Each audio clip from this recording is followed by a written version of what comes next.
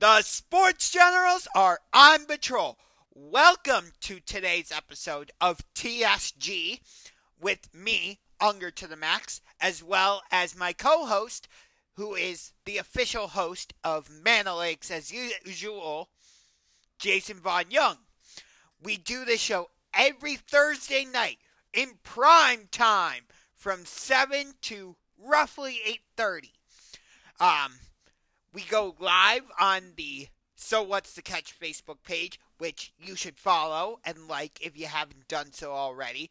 And then it gets posted onto the Sports Generals YouTube channel, which if you haven't subscribed to, go do that right now. I'll wait. Go subscribe to the Sports Generals on YouTube. Have you done it yet? No. Why not? Go. I can wait. Go. Subscribe. Do it right now. Punch that subscribe button like a UFC fighter. Subscribe to the Sports Channels. Have you done it yet? Okay, I'll wait. Do do do do do do do do do do do do. Do do do do do do do do do do do do do. Okay, hopefully you subscribed by now. And also, we post every episode of the Sports Generals onto my YouTube channel, Unger to the Max. So, if you haven't done so, punch that subscribe button like a UFC fighter on the Unger to the Max YouTube channel. And Jason sometimes posts episodes of the Sports Generals onto his YouTube channel, official Manalytics as usual. So, if you haven't done so already, subscribe to his YouTube channel. We love doing the show every Thursday. It gives us an opportunity to come together virtually, and just talk about stuff in the world of sports. It could be the NBA. It could be NFL. Sometimes we throw a little bit of Major League Baseball in there. UFC and wrestling. Hockey occasionally. Occasionally auto sports. Anything and everything. If there's something going on in the sports world, we will talk about it. So, welcome to today's episode of the Sports Generals. Subscribe to the Sports Generals on YouTube. Subscribe to Unger to the Max. Subscribe to Manalytics as usual. And like this video.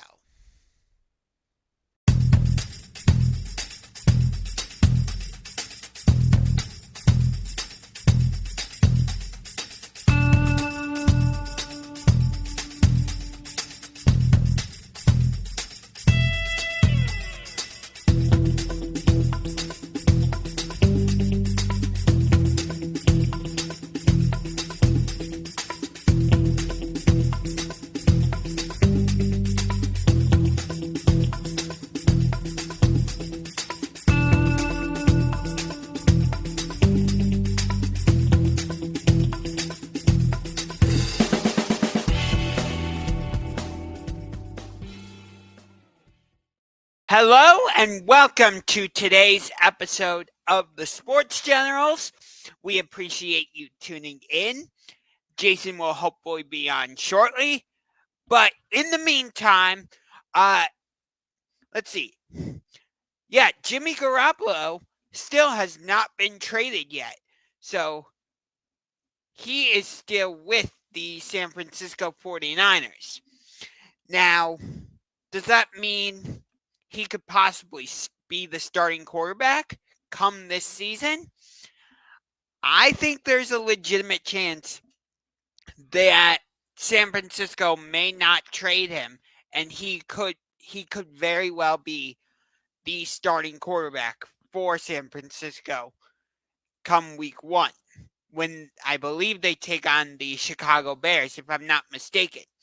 If I'm wrong about that, let me know in the comments section. But I believe week 1, it is the San Francisco 49ers at the Chicago Bears to open the season. Anyway, so the fact that they have not traded Jimmy G yet says to me a couple things. One, it signals to me that they don't have it seems like they're not fully in on Trey Lance, which is ridiculous because if you remember, San Francisco did not originally hold the number 3 overall pick. They gave up a ton of draft capital to trade up to that spot and be in position to take a quarterback.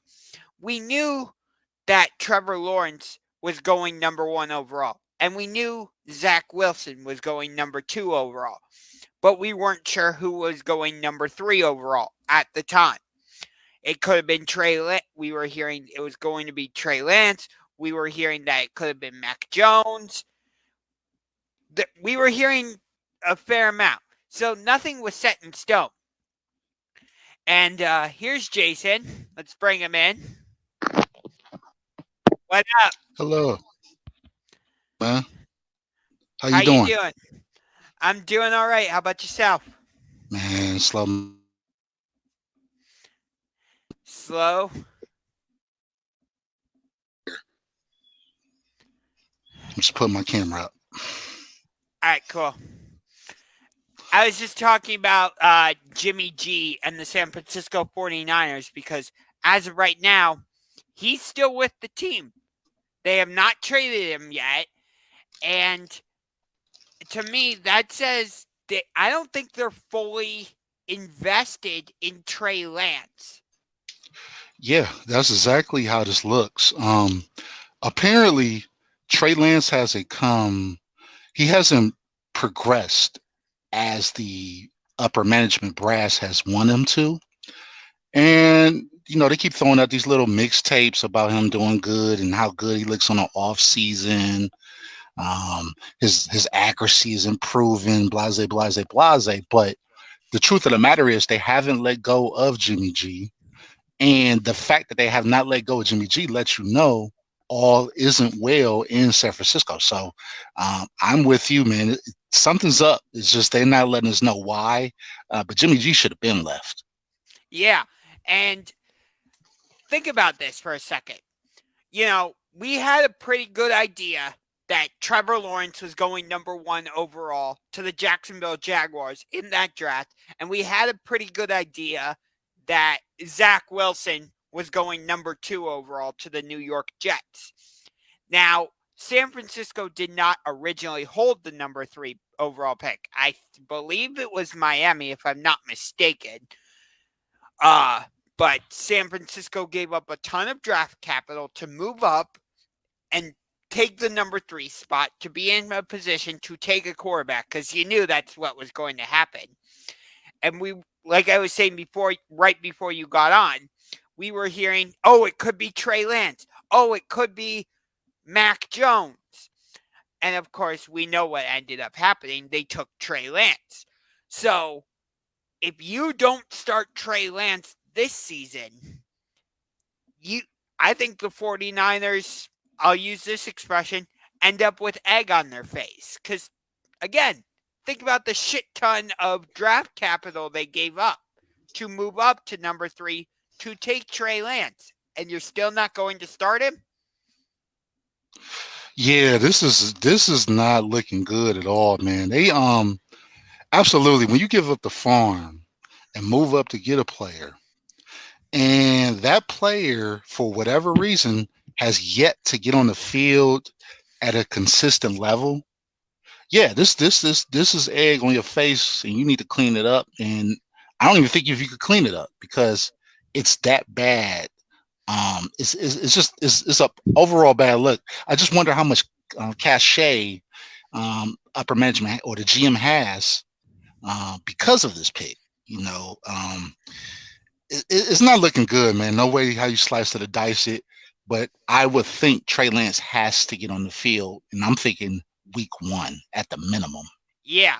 So I'm looking at an article from Pro Football Talk on NBC Sports.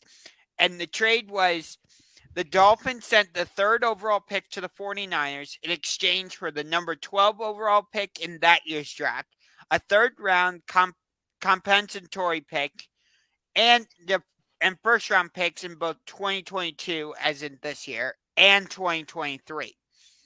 Now we know Miami would turn around and go from number 12 to number 6, but still, like we said, that's a ton of draft capital to give up, move up to the number 3 spot, and you're not going to start Trey Lance. I get it. Jimmy G didn't lead the 49ers to the Super Bowl. It's that same thing like we were saying with Baker Mayfield, where they went to the Super Bowl with Jimmy Garoppolo, not because of Jimmy Garoppolo. But still, he was the quarterback when the 49ers were in Super Bowl 54 against the Kansas City Chiefs. They pulled off the upset of the Dallas Cowboys in the playoffs this past season. They've had success. They were, for God's sakes, they were in the NFC Championship against the eventual Super Bowl champion Rams. Yeah, and some would say that Mike Shanahan's record without having Garoppolo in the lineup is not. You mean Kyle Shanahan? Kyle Shanahan. I'm sorry, I'm thinking about his father. Kyle Shanahan, he is sub 500 without Jimmy Garoppolo versus with him in the lineup, he has a winning percentage. And yes, it seems like they don't need Garoppolo, but at the same time, without Garoppolo, they can't win without the guy. So we're talking about an off pass from potentially winning the Super Bowl ring, right? Like they could have had a ring had he made that connection. They're champions, but he was inaccurate.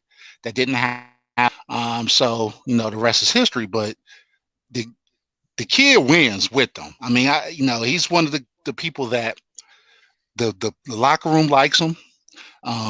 Everybody wants to be his friend in the locker room. Like he's one of the guys. You go to Vegas with him. You can go to a cookout. The ladies love him. Everybody loves him. You know what I mean? But it seemed like Kyle Shanahan had some type of axe to grind with him.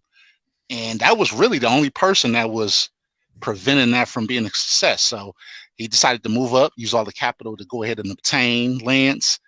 But now it's not looking good. I will admit that. Yeah. So these are the first 4 games for the 49ers this season. They're at Chicago, so that could possibly be Trey Lance against Justin Fields, because all the dots seem to be lining up for at least Justin Fields to be the starting quarterback for Chicago. And then San Francisco comes home to play the division rival Seattle Seahawks. Week 3, they are on the road at Denver on Sunday Night Football. And then they come home and play the Super Bowl champion Los Angeles Rams on Monday Night Football. So that's a tough way to start the season. Very tough. You get 2, I don't want to say gimme games, because you can't. That's why they play the game any given Sunday. But 2 winnable games, I should say, to open the season against Chicago and a rebuilding Seattle. But then to play 2 Super Bowl contenders in Denver and LA back-to-back on prime time. Eesh.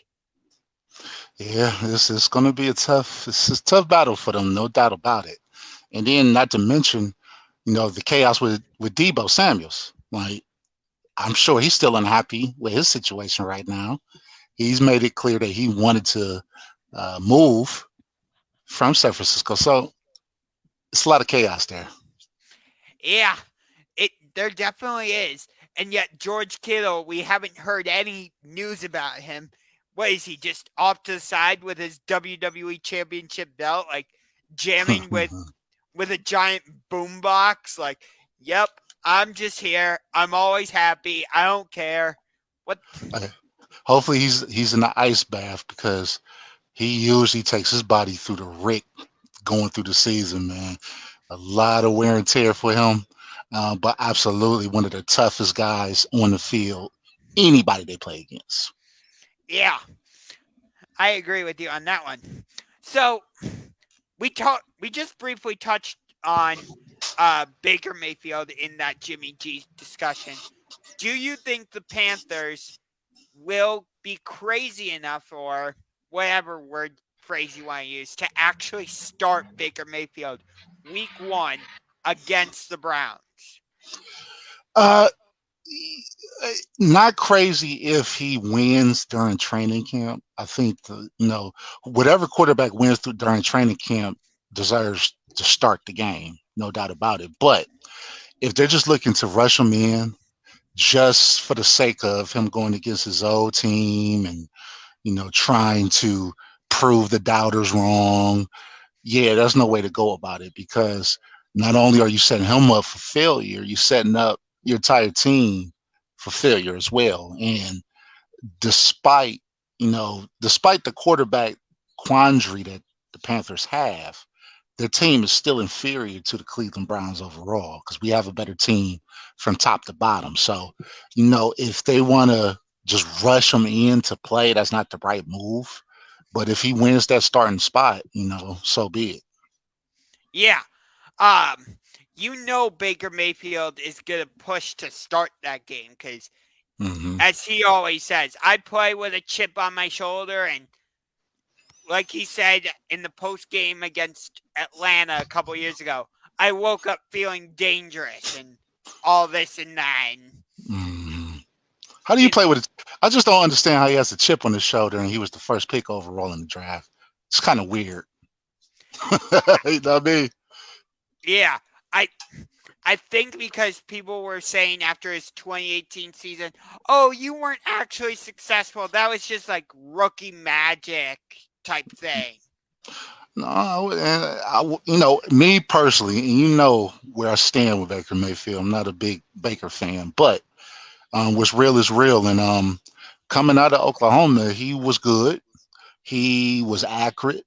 He led their team to double digit wins. They had a lot of road games, specifically Ohio State, where they was able to come, take care of business, win.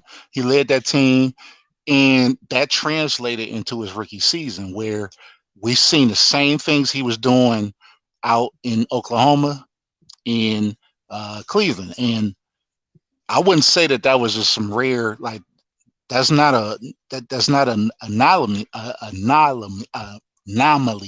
Okay, that's something that he's already shown he can do. But again, stuff didn't pan out the way it panned out. Um, Stuff happens, man. But that first season, he earned that, man. He shattered a lot of records.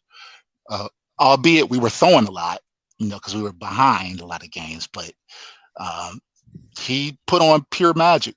And again, that guy led us to a playoff victory. So, we got to tip our hat to him, and we have to thank him for those things, because, he's the first quarterback to do that since 2001. So, what's real is real. That is true. And I will say, like, Baker and I guess you could throw Kyler Murray in there, Sam Bradford. Oklahoma quarterbacks in general have not seemed to translate to the NFL. I don't know if it's because of the way they play offense at Oklahoma or what it is, but for some reason, if you look at recent history anyway, Oklahoma quarterbacks have not really translated to the NFL. I want to give you a little pushback on that. I disagree. I think that Sam Bradford, despite his injuries, he had a good, consistent career in the NFL. Actually showed longevity, albeit it was a backup sometimes. He had a long, lengthy career. Kyler Murray, again, with let's say the first 12 games of the season last year, he was on fire. He was on pace to throw for like five. He was on pace. He didn't, but he was on pace to throw for 5,000 and rush for like 800. He kind of flamed out at the end of the season. But despite that, Oklahoma quarterbacks, and again, we talk about Baker being the number one pick. Um, I wouldn't say they did that bad as far as Oklahoma quarterbacks in general. I wouldn't say that. You know what I mean? I know where you're going with it, but I respectfully disagree on that. Right. I'm not saying like Oklahoma quarterbacks have been like hot garbage and absolutely terrible, but Mm-hmm.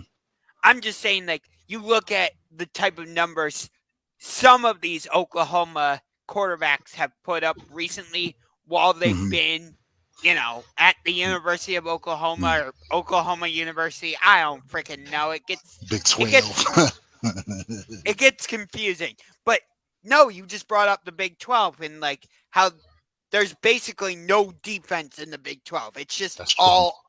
It's just all offense in that conference.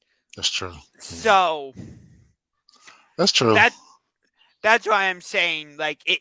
I feel like Oklahoma quarterbacks recently have not fully translated their skills to the NFL, but by no means am I saying, oh, Oklahoma quarterbacks in the NFL have been trash, they've been garbage. No, I just feel like their skills haven't fully transferred over. If that They makes had, sense. it makes sense. Also, what I would throw in there is, as far as being quarter or NFL ready, right?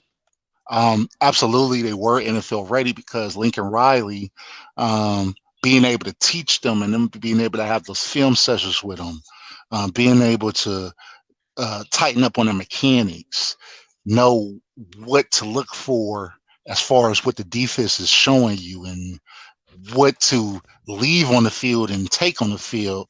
They had a good teacher. So it seemed like if we really want to look at the grand scheme of things, probably the Big 12, as far as quarterback or NFL ready, they might have been probably top two or top three because of that, just because of the Lincoln Riley effect. And again, having those blue chip quarterbacks to learn from, hold the clipboard, watch these stars take their snaps, albeit that Lincoln Riley has now went to USC and the transfer portal is in full effect because of it. But I think the Oklahoma quarterbacks have been NFL ready, and they're starting to put their stamp on the map. But we still got a lot of work to do for Kyler Murray as well as Baker, for sure. Right. I would say the problem with Kyler is not Kyler Murray necessarily himself. It's just Arizona in general. Like, the Cardinals last or 2 seasons ago started out 7 or 8-0, something like that. Mm-hmm. And we're thinking, oh, this is the season the Arizona Cardinals finally put it all together and they're going to really become a legit, I don't want to say Super Bowl contender, but like, oh, they're going to become a legit contender to really do some damage in the NFL playoffs. And then they flame out. It happened again. Same thing again this season. Sure, they didn't start the season undefeated, but they had a strong start to the season. We're thinking, okay, Cliff Kingsbury and the Cardinals have finally figured it out. I know That's your boy. I know DeAndre Hopkins got suspended, but something always happens every year. So, Mm-hmm. that was nothing out of the ordinary. Not saying something happens every year with the Cardinals. I'm just saying in general, a suspension or a major injury, something always happens. So they always start right. off fire and then they flame on out. Like, yeah. Yeah. And you're like, oh, Cardinals, you're finally going to do it. And then, nope. Put, and then run out of gas every single time. No, this is consistent with them, man. The Cardinals, minus the Super Bowl run that they had when they went against the Steelers, right? With Kurt Warner being quarterback, they really haven't did too much of nothing traditionally, right? Honestly, they probably have prior to that Super Bowl. They probably haven't won since what, the 70s or the 60s. You know what I mean? Something like So yeah, they don't do good. They don't good traditionally. And then they also have those hot starts. They're good. Oh, okay. Cardinals are back in action. Oh, let's pull for them. All America's got your back. And then what do? They let us down every single year. And now it's to the point where, hey man, until y'all show me that y'all are serious and y'all can actually win games in November and in December, I'm not buying the early season fire starts that you guys have. So yeah. Hey, I know another team that does stuff like that, and they still have the tag of being America's team, the Dallas Cowboys. They tend to do the same thing where it's like, oh, the Cowboys, they're finally getting off to a good start. This is gonna be the year they win the Super Bowl. Dak Prescott, he looks so good. Zeke Elliott, he's gotten back to prime Zeke Elliott. All this and that, and then you have them get blown out by the Denver Broncos, 30-0. Or they'll lose to the Raiders on Thanksgiving. Granted, there were a few penalties that should or should not have been called. I'll admit that, but my overall point is, like, the Cowboys will be like, "Oh, we're finally here," and then stinker game. yeah, it's like when we used to always hear about how North Korea was working on a like a nuclear program, right? And it's like they launch a bomb, a missile, and the missile just flame out or it never gets started up. And it's like you always hear about it. Like we always hear about the Cowboys. We always hear, oh, you can expect this from Zeke. Oh, this is going to be a good year for Dak. Oh, this offensive line is going to be so special. Oh, Jerry Jones, he has such a good treat for the young kids when they come in to Jerry's world. Blase, blase, blase. And then once they hit that October, going into November, into December, they start to flame on out. The missile never launches. And it's like all we do is keep hearing about it, but we have yet to see it. Yeah.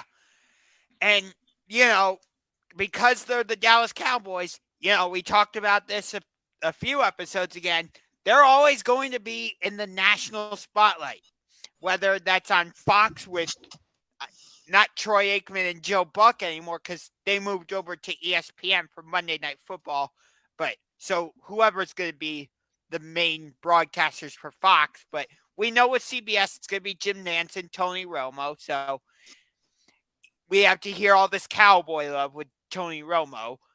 And I didn't know it's they was like, moving over to the ESPN. That's news to me. yeah, Joe Buck and Troy Aikman, they moved from Fox to ESPN.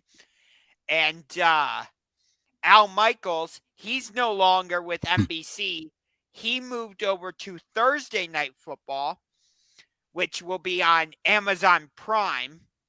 And then Kirk Herbstreit, the guy who's part of ESPN College Game Day, he's going to be joining Al Michaels for Thursday Night Football on Amazon Prime.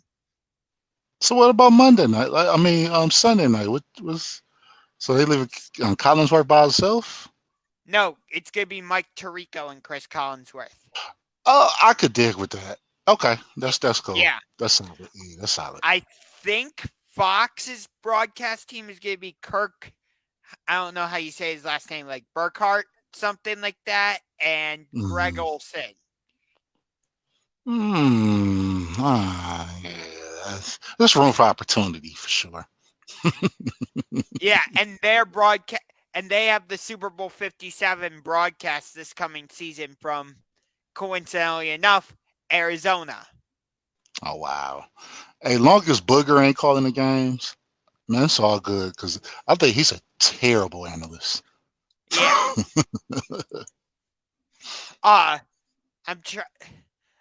I think I saw news the other day that Randy Moss is no longer going to be part of the Monday Night Countdown crew for ESPN. Really? Did it say why? No, I don't think so. me see if I can look this up. I just know he always had a checkered past. You know what I mean? So uh, you kind of seen the writing on the wall. He was a little different from the normal broadcast crew that they would have. But Randy Moss he's a little unique, and he's always been like that way on the field as well. He's a different dude. Yeah, RG3 is going to replace him. Oh, okay, that should be different. I know, right? Yeah, but when RG3 did play, man, RG3 was, man, prior to the injuries, he was spectacular. I gotta be, he was he. Who knows where his career would have went had those injuries not took place. Yeah, you could say the same thing for the number 1 overall pick in that draft, because RG3 went number 2 overall to Washington. At the time, they were still called the R Skins, is what I'll call them. I respectfully chose not to say that team name even before they announced they were dropping it. So that's why I'm saying it the way I am. But Andrew Luck was drafted number 1 overall by the Indianapolis Colts, and he retired way earlier than I know he wanted to retire. And us as NFL fans, I didn't want him to retire, but the Colts offensive line was just so bad at the time that you're just like, you understood why he was retiring, but you're just like, come on, like you could see flashes of like, oh, I see why the Colts drafted him number 1 overall. Like, it makes sense. He was the number Right? one prospect since John Elway. And yes, he took a lot of body shots. And they are actually doing a documentary on him, which I want to check out. Because Andrew Luck was a hell of a quarterback, man. That team had nobody, and he still managed to get them to the playoffs consistently, right? And he did used to take a lot of punishment of his own doing, because instead of sliding, instead of getting rid of the ball, he would try to run the defender over, try to um, get the extra yard versus just simply sliding. But that was just in him. That was in his DNA, man. He just always wanted to win, and he was tough. He's a very awkward guy.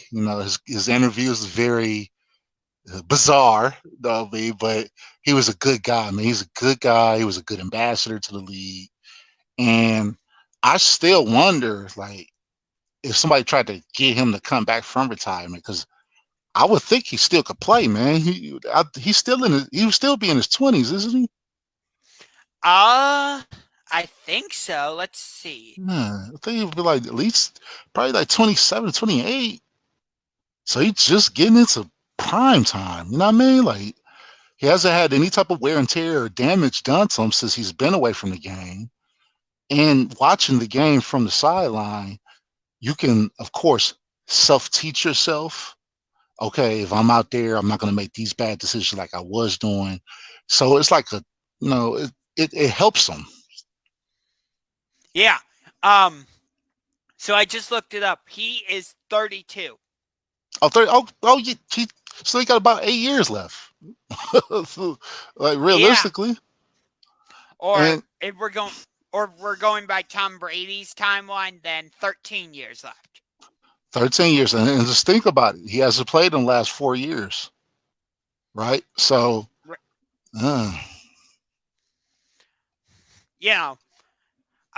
maybe I'm being a little maybe I'm exaggerating a little bit by saying 13 years left, but hey, Tom Brady's an anomaly, so I went with it anyway. Yeah. No, I'll follow you. Exactly.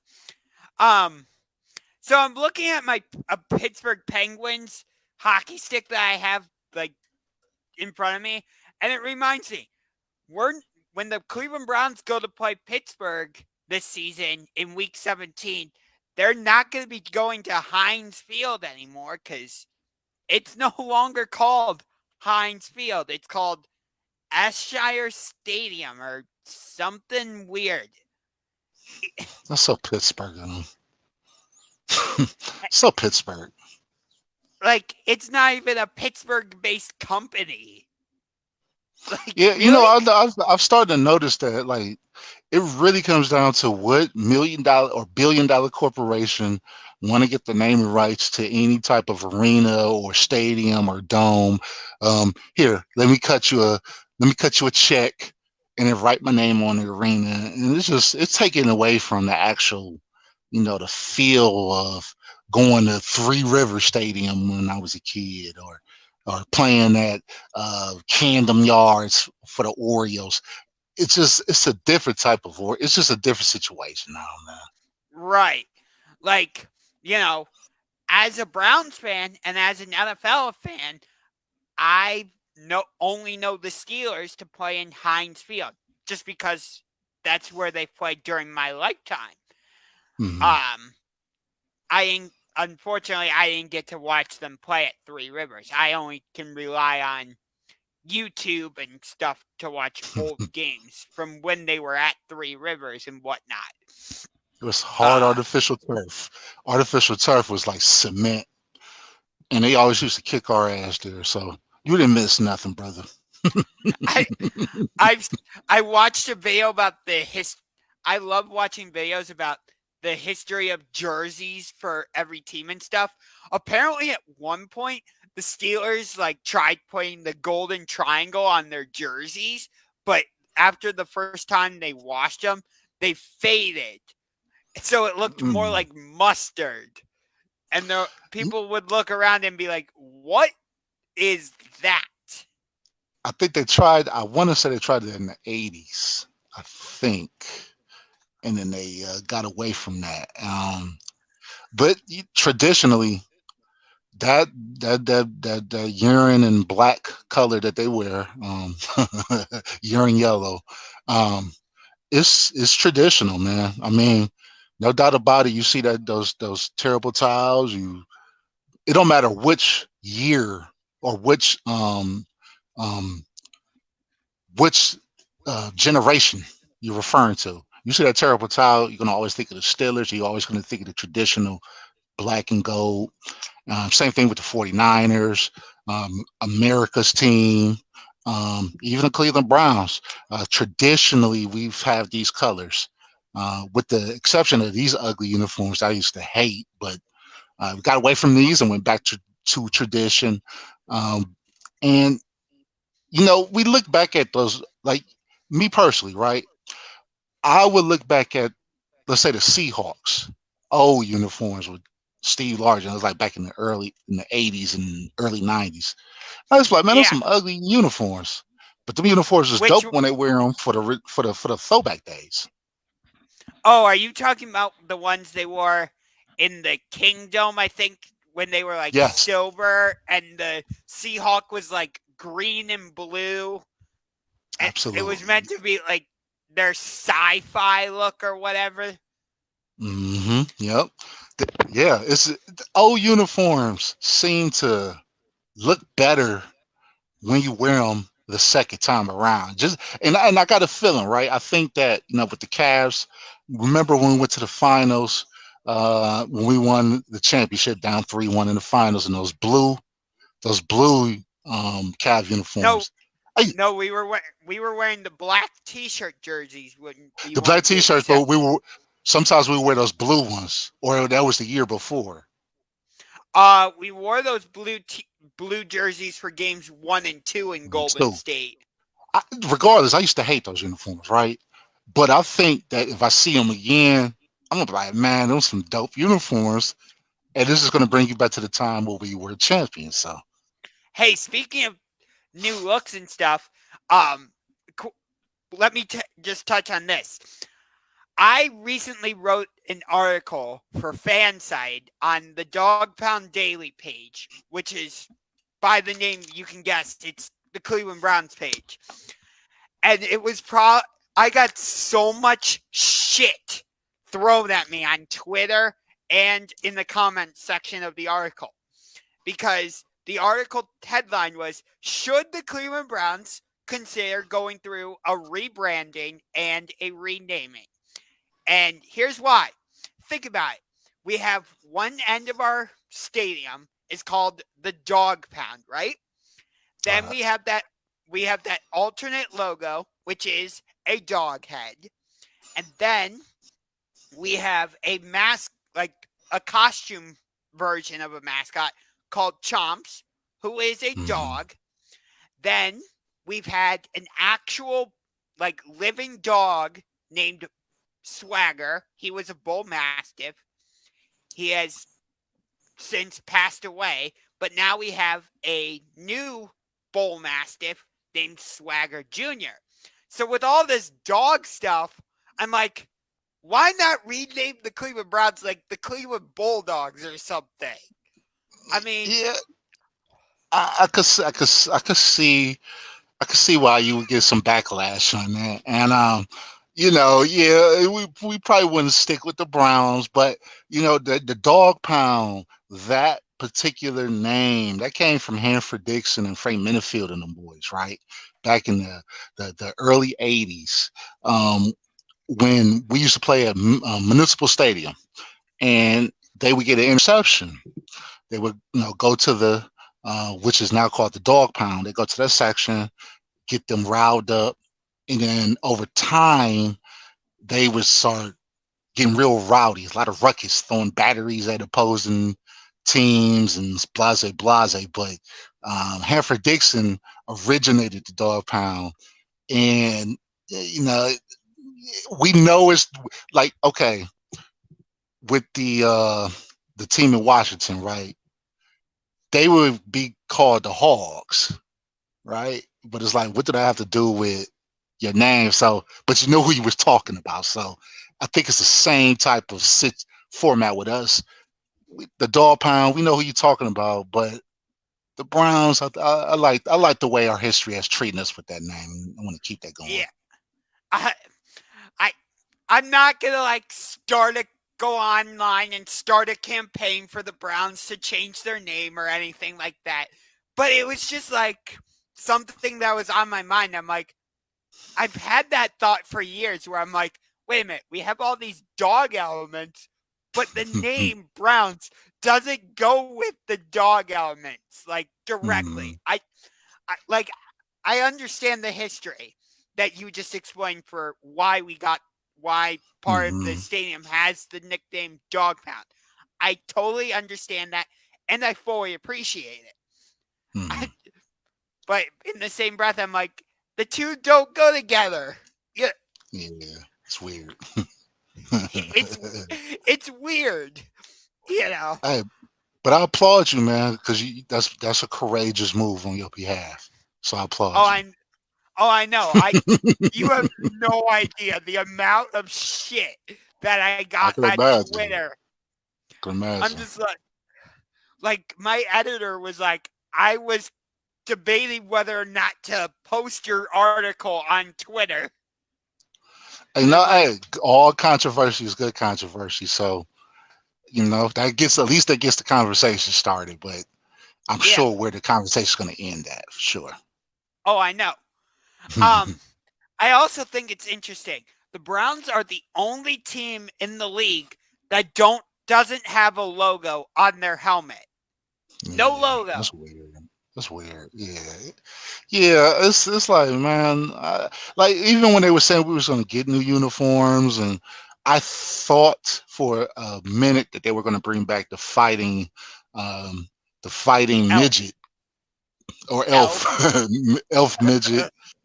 Elf I midget. thought he was gonna make a return. He didn't, but I don't know if I think we need a logo on the side of the helmet at least. You mean this guy? Yes, had a fist up. Let's get it. Oh no, the one I got on my jacket, he got his fist up. He's ready to fight. But yeah, that's Oh, the elf. so kind of like the Notre Dame Fighting Irish elf. Yeah, similar to it. Similar to it. Yep. Yeah. Yeah, this is man, bring it back. I I think it was funny when do you remember when the Browns were like, "Hey, we're coming out with a new logo." And then everybody's like, oh, they're actually going to come out with a logo. And then Mm. all they did was, it was the same damn orange helmet. It was just a different shade of orange. And the face mask was now brown. And you're like, wait, that's the same logo with just a few modifications. What the hell? Yeah, it's like shame on me. Fool me once, shame on me. Fool me twice, shame on us again. And by no means are we trying to like shit talk the Browns or whatever. It it this is just us critiquing them. But hey, I Which will say this though. Now, a few years ago, these uniforms was the coldest. I have no clue why they don't even wear them, but they had army fatigue Cleveland Brown uniforms. This is like when Joe Hayden was here. I think that was like the dopest shit I have ever seen. I would not be opposed to them wearing those type of uniforms. They could be home uniforms or away.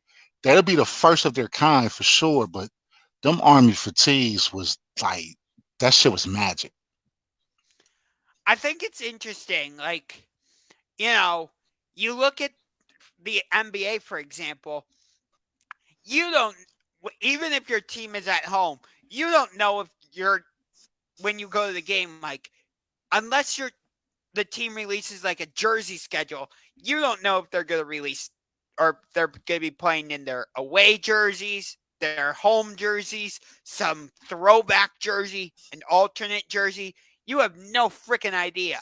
It's the same way in the NFL. Like 1 week, the Browns could be playing at home, but be playing in their white jerseys. The next week, they could be in their home jerseys. When Eric Mangini was the coach, for some whatever reason, we always used to wear our white. We used to wear our white uniforms at home. We used to wear them on the road, and it was like it was to the point where I'm like, man, damn, did he forget that we had those brown uniforms? But for whatever reason, we wear all white. One time when Willie Green was here, this is during the Butch Davis days. Actually, the last time we went to prior to the last time we went to the playoffs back in 2001, we would wear those orange uniforms, and those was pretty dope. The Willie Green ones. But this is just either brown or white. If you're the Dallas Cowboys, you usually wear your all whites at home, Yeah, unless same. a team change it for you. Yeah, same with the Miami Dolphins. They usually wear their white jerseys at home because Mhm. they think that by wearing the white jerseys at home and forcing the away team to play in their dark colors, it gives them an advantage because you're in South Florida, it's going to be really hot, all that. Mhm. Carolina does that in the early part of the season. They wear white, and then later in the season they'll switch and wear their traditional black jerseys at home. So for week 1 when we play them, I would expect that we're going to come out in orange helmet, brown jerseys. I don't know what color pants, but Carolina's going to come out. They're gray or silver helmet, whatever you call it, and their white jerseys, white pants. Hey, That check this out. My manager, just outside of this, I may be going to that game.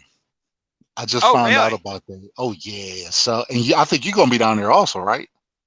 I looked into it, but Okay. probably not. However, I am looking into going to that week 11 game when we go to Western New York to play the Buffalo Bills. Oh, okay. That's dope too. Well, I'll be at the. I may. It's about 90% chance I'll be down at that game in all Cleveland Brown attire. Um, and I'm definitely recording down there. So Oh yeah, definitely. If you do end up going down there, you should record some content and post it here on the Sports Generals YouTube channel for sure. absolutely, absolutely. Yeah, I love doing that. When once the season starts, I'm going to be posting content from when I go to Browns games on my own YouTube channel. Maybe I'll start posting some of that content here on the Sports Generals channel. Um, so we'll see. Quick update, the Guardians are beating the Detroit Tigers 3-0. It is the bottom of the fourth inning. Tigers only have 2 hits. Really? Hey man, but Tiger's been pouring it on lately. It's been a renaissance of the sorry teams. Explain. The Baltimore Orioles, Seattle Mariners, and the Detroit Tigers. They have been going on a rampage, and I think with the exception of the Detroit Tigers, because they just lost yesterday, um, those other two teams are still on a winning streak, which is Yeah. weird. It's bizarre. The Baltimore Orioles and Seattle Mariners, I believe, are both on 10-game winning streaks, if I remember. I've been betting money on them. Yes, I've been winning a lot of cash because of them. So keep it going. Yeah. So right now it is Rodriguez pitching for the Tigers. Jose Ramirez is up to bat. Runner on second, 2 outs, 3-1 count. So Hey, it feels so different in prime time, don't it? Yeah. If anything happens, we will let you know. And the ball is in play, but there are no runs, so inning is over. Man, and then let us know if something happens with your boy Kevin Durant too. Like, what makes it my? Hey, wait. Actually, on that subject, you heard about the breaking news earlier, right? DeAndre Ayton. Share that with us. He signed a offer sheet from the Indiana Pacers. $133 million. 130. Oh my God. Oh wow. Your reaction to that was priceless. As soon as I said 133, like you're just chucking your water bottle. 133 million. Yeah, that's wow. So that means that the Phoenix Suns have 14 days to match that offer, or a week, 2 days? Ooh, I don't think they're gonna be able to match that. Friday and Saturday. So maybe here's the thing though. Maybe Phoenix does match that so they can do a sign and trade and not lose DeAndre Ayton for nothing. But I look at this from the Indiana side of things. I get it. Like, you want to pair DeAndre Ayton, who's a young guy, with Tyrese Halliburton and some of your other young guys. But if they do end up getting DeAndre Ayton, what does that mean for Miles Turner? Yeah. Are they gonna play a both, like a too big type of situation? Yeah, that's a great question, and it's valid. I would think if they make this move, then that would signal that this the end of the Miles Turner run. I would think, right? And Yeah, Miles it would. Turner instantly make a team a contender with him on there. Yeah. Maybe Phoenix and Indiana would do some sort of trade, like straight up DeAndre Ayton for Miles Turner type thing. What do you think about that? Yeah, I would, but then it's like, okay, so you're saying you're gonna pay 130 million in Miles Turner? It's kind of, I don't know, man. I think I need to look a little bit more into this one. I know the Lakers were trying to potentially get Miles Turner. Also, I think there was another team that was in a running for him, but that's kind of the Dallas Mavericks. I just don't. I don't know. I think I would keep Miles Turner over DeAndre Ayton, in my opinion. Here's what I'll say. DeAndre Ayton is younger than Miles Turner, and Indiana has a young team, so you have a better chance to build something. Actually, speaking of the Pacers, I just got another article published on Fanside today. This one for a different page called King James Gospel. It's all about the Cleveland Cavaliers. And it was about, like, should Cavs fans be concerned about the rest of the Central Division? Now, I only talked about the Bucks because, they were NBA champions back in 2021, so just 2 years ago or a year ago, whatever. However the math works out.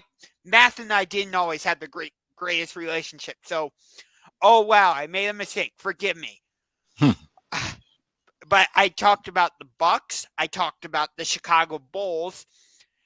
They seem to have had a little bit of a resurgence, bringing in DeMar DeRozan. They kept Zach LaVine, Alex Caruso. So they've got some Lonzo Ball. And the other team I talked about was the Detroit Pistons. Because, yeah, the Pistons finished with the second worst record in the Eastern Conference. I get it. But they drafted Jaden Ivey, 5th overall, out of Purdue. They're going to pair him with Cade Cunningham, who they recently drafted number 1 overall. Yeah, that's going to be fun to watch. So that's not to dismiss the Indiana Pacers by any means. I just think, the Pistons, Bucks, and Bulls are a little more intriguing than the Pacers. Yeah, the Pacers they still got a lot of more work to do if they want to even be considered as one of the elite teams of the Central. They just do. We're even with this move, they're still probably going to be the bottom, if not second to bottom of our division. So, they got a lot of work to do, but that just shows you how strong our division is getting in general, which could be a good thing or it could be a bad thing for the Cavs. That was weird. My Siri was randomly going off. I have no idea why. I did not say your name, Siri. Okay, good. She did not respond.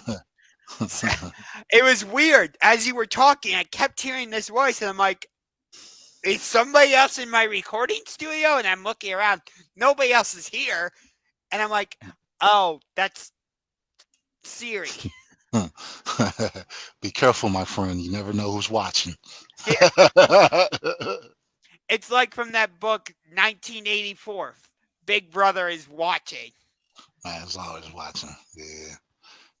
Even I'll be in a room by myself and I'll hear a knock and I'll be like, okay, that wasn't me, but it was something. And, you just try to hope the boogie monster don't come and get you, but sometimes it do. Yeah. I know the Boogeyman was a character in WWE a while ago. Actually, I heard something interesting about WWE today. Speaking of wrestling, apparently they've been a PG show for a while. They're going to be moving to TV 14 in a few weeks. I thought there was already TV 14 the way they conduct themselves and conduct their business, but let me be more specific. Monday Night Raw is moving to TV 14. So it's probably going to get a little bit more spicier, I'm thinking. Yeah, something like that. So that's all we're going to talk about for wrestling. Oh, I did say I was going to start giving out my clues for what's happening on August 24th. So your first clue, and that I'm only going to give one clue per episode until I reveal it. What's actually happening? Probably the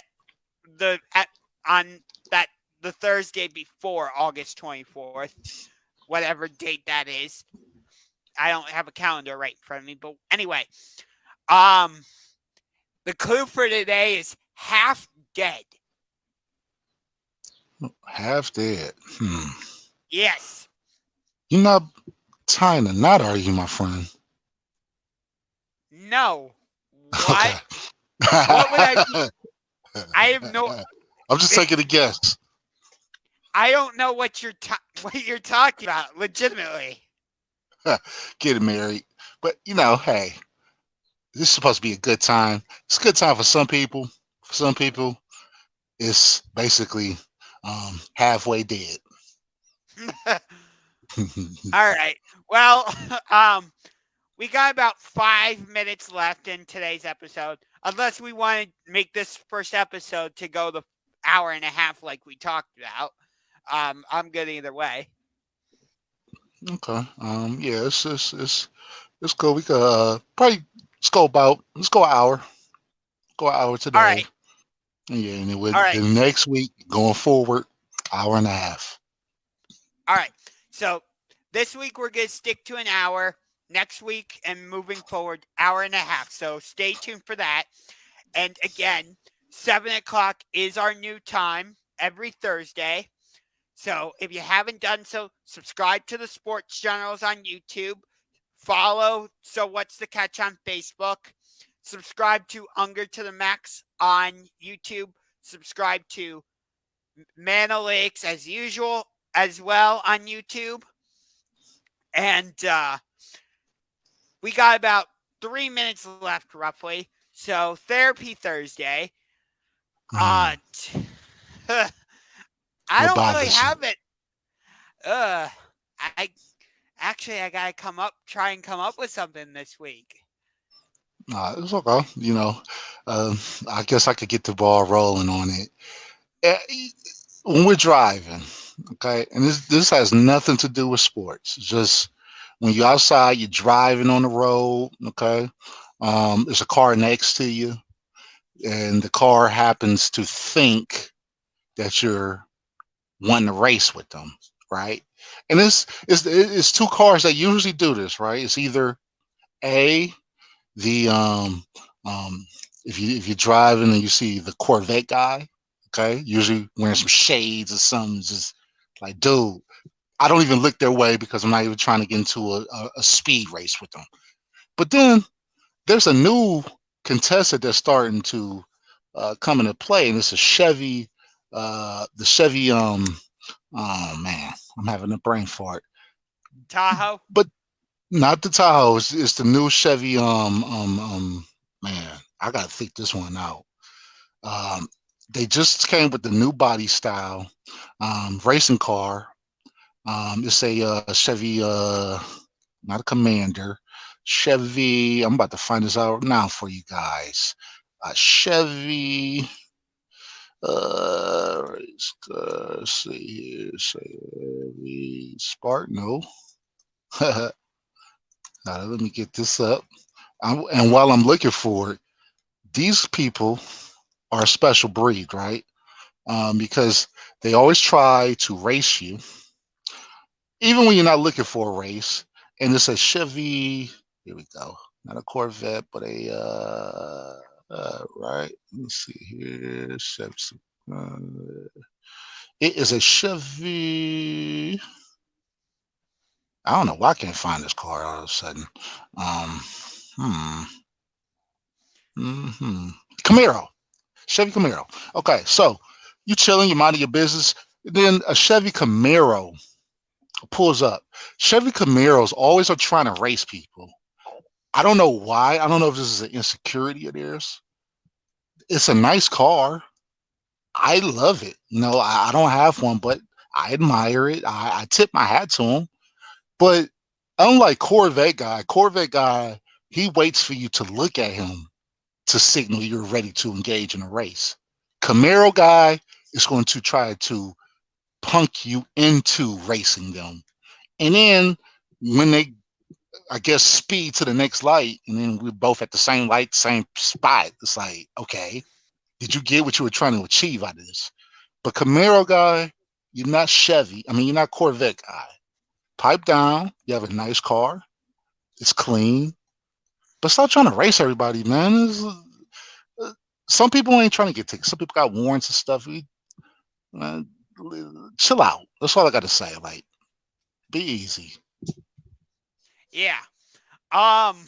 Geez, I really don't have anything for Therapy Thursday. Oh. Um. I might have said this last week, but I'm gonna say it again because I can. AHL, change your schedule format. Um. I get it. Every team that the Monsters play, I actually just found this out. Every team that they play, the Monsters, they get to their opponent's city by bus. They don't fly. So I get it. AHL, it's a minor league. Uh, it's minor leagues, so they're not going to have a huge budget. But I would love it if the AHL changed their schedule so that every team in the league played each other. Because, for example, like, let's say there's some really good prospect on the San Jose Barracuda, affiliate of the San Jose Sharks.